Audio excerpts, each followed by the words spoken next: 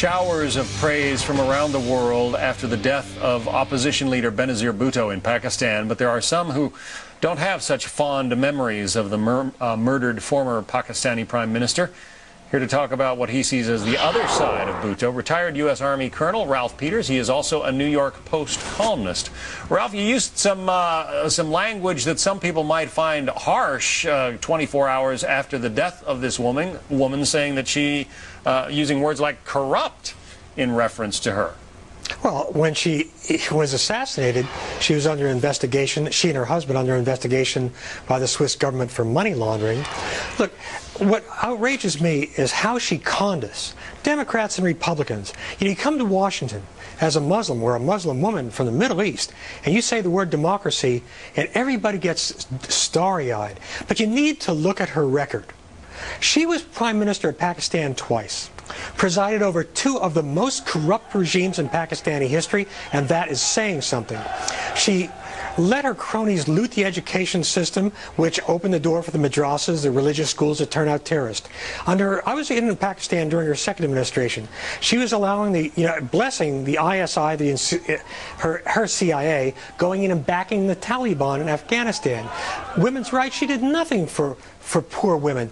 She looted the country. Her husband went to prison for looting the country. And then all she has to do is come west, speak with that sort of Pakistani Oxford accent, and tell us she's a Democrat. And we're so desperate for good news from the region that everybody buys into it. Well, I'll tell you what Benazir Bhutto was. Well, she was Ahmed Chalabi with lipstick. The administration was obviously pushing hard to get this reunion, they called it, this unification between Benazir Bhutto and Pervez Musharraf. I guess they thought that she would be sort of a counterweight to him and perhaps, bring more democracy to that country.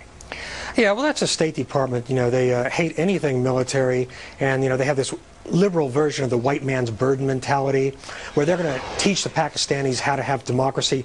Look, the bottom line is this.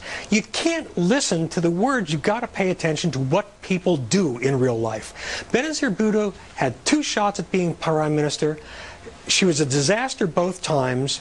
And then she can still come here after blowing it twice and con American leaders in both political parties into believing she's the great hope for democracy.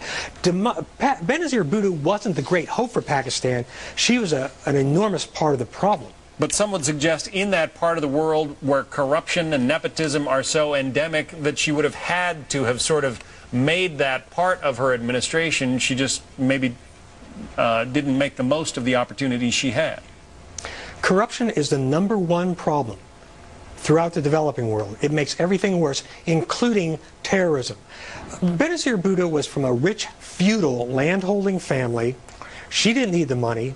But it's just, I understand the argument. I've heard it many times that, oh, you've got to run the patronage system to make things work. Look, corruption and democracy don't go together, period. Corruption destroys the trust between the citizen and the state. You can't do it that way. She was a thief. Her husband was and is a thief.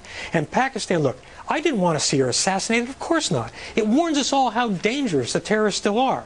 My point is simply that we were duped. She was not part of the solution. She and Nawaz Sharif, her political opponent, are part of the problem, this cult of personality. All right. I'll give you a challenge, John. Well, name one other Pakistani politician who's a leading light.